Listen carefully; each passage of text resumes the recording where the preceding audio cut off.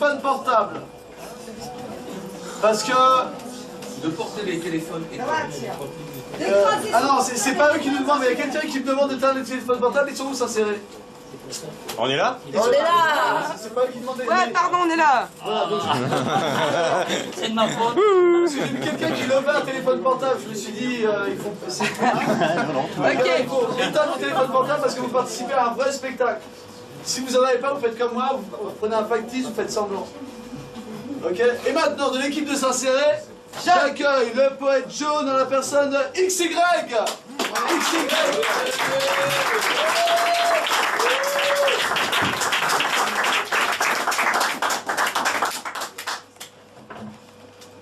Il va falloir que je vous parle de Dina.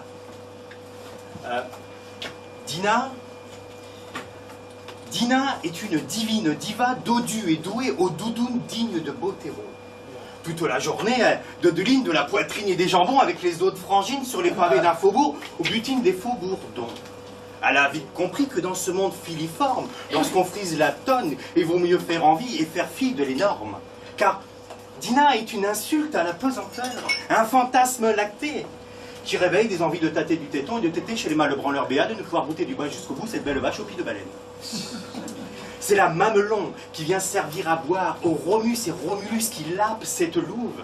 C'est la mère nourricière pour des michetons de misère qui paient pour le plaisir de palper l'ivoire de ses seins de paradis, car nulle part on n'en trouve d'aussi joli, d'aussi opulent, d'aussi accueillant, d'aussi le cher qu'on ne touche qu'en payant.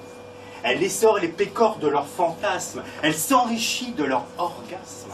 Dina a acheté au prix de grosses autos qu'elle a garées dans les bois de leur Fontainebleau. Elle appâte le chaland comme une sirène de la rue. Elle pêche le merlan et le gratte avec son cul.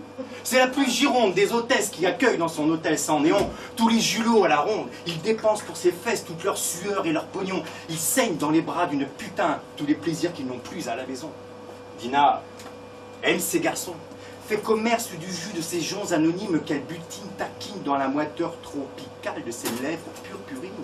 Cette abeille butine des roses violacées et par à coups de gargantuesques orgasmes telluriques dans la gorge à genoux de la garce lubrique. C'est un doigté de fée qui s'est donné la fièvre autant que l'apaiser. Dina est générale d'une armée chauve au garde à vous dont les soldats mauves turgescents préfèrent l'amour à la guerre ensanglantée. Dina est la semeuse de nos anciennes pièces de monnaie, sainte dispendieuse de ses fesses et de leurs bienfaits. Ouvrière à la gorge profonde aimant le travail bien léché, c'est une aristocrate dans le monde de l'essorage des glandes gonflées.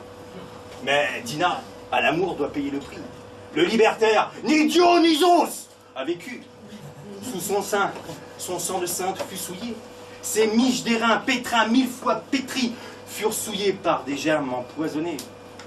À l'heure où sonne le glas du virus impie, le plaisir aussi Damoclès puni. Maintenant, Dina tapine sur le boulevard des Allongés. Plus aucune fleur ne vient désormais l'honorer. Aucun épitaphe en l'honneur des fastes, du stupre, des frasques. Les mecs comme les macs oublient vite la chienne parce qu'elle n'est plus canon. Je le redis encore une fois, à tort ou à raison, Dina était une sainte. Car c'est par le sexe et la volupté qu'on atteint l'annexe des 7e ciels étoilés. Merci. Oh.